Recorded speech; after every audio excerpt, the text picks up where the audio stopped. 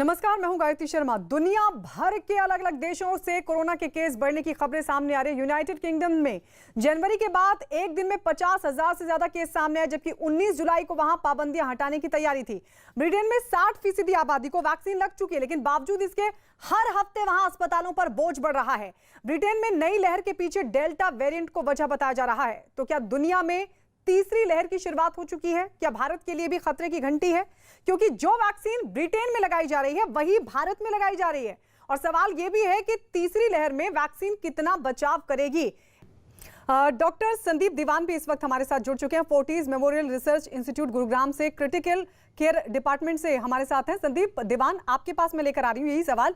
Sir, Britain में cases क्यों बढ़ रहे हैं? यहां पर तो पाबंदियां अब हटने वाली थी, लेकिन अचानक से हजारों केसेस शुक्रवार की, फ्राइडे की अगर बात करें, 50,000 से ज्यादा केसेस वहां पर सामने आए, और ये तब है जब वहां पर 68% आबादी वैक्सीनेटेड हो चुकी है। देखिए, हमने वैक्सीन को इम्पोर्टेंस दी है as a preventive strategy for COVID, लेकिन जो कोविड अप्रोप्रिएट बिहेवियर है उसको लोग भूल गए हैं।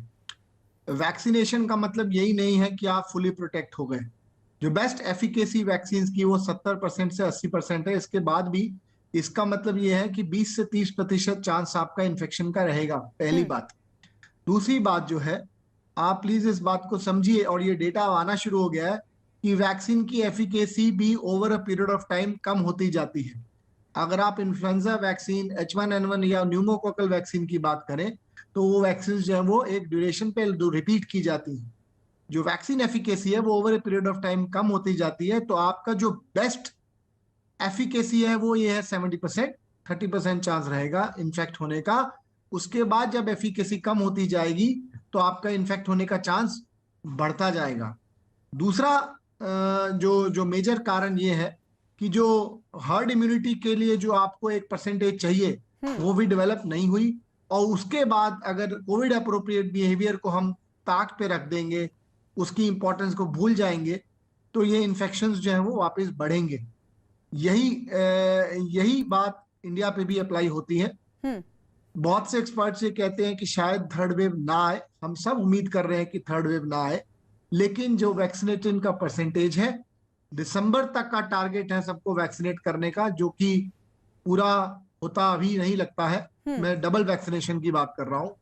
तो हर्ड इम्यूनिटी बनने का अभी कोई स्कोप नजर नहीं आता है। आप इमेजिन करिए, जिनको 6 महीने पहले वैक्सीन लगा था, जैसे मार्च में हम लोगों को वैक्सीन लगा था, 6 महीने बाद उस वैक्सीन की एफिकेसी भी कम होनी शुरू हो जाएगी।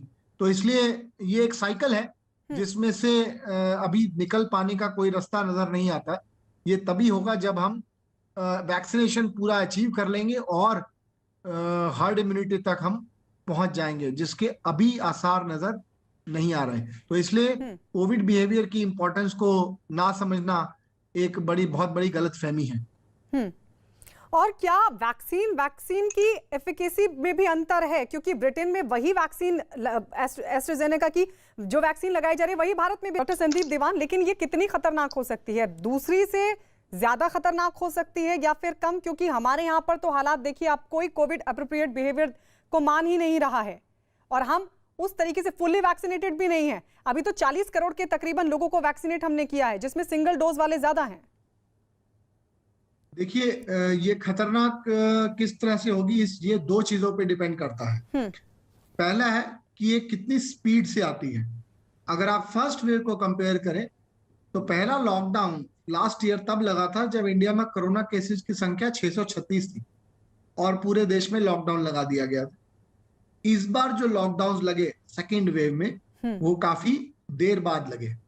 तो जो स्पीड ऑफ ट्रांसमिशन है सेकेंड वेव का, वो बहुत तेज था।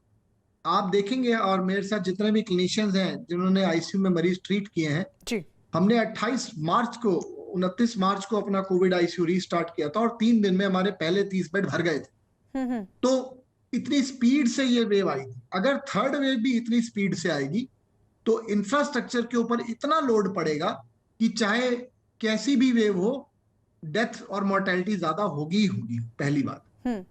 दूसरी बात जो है विरलेंस। अब विरलेंस जो है, अगर कोई नया स्ट्रेन आएगा, जैसे कि अभी हम डेल्टा प्लस स्ट्रेन की 2 हफ्ते पहले भी हमने इस चैनल पे डिस्कशन की थी।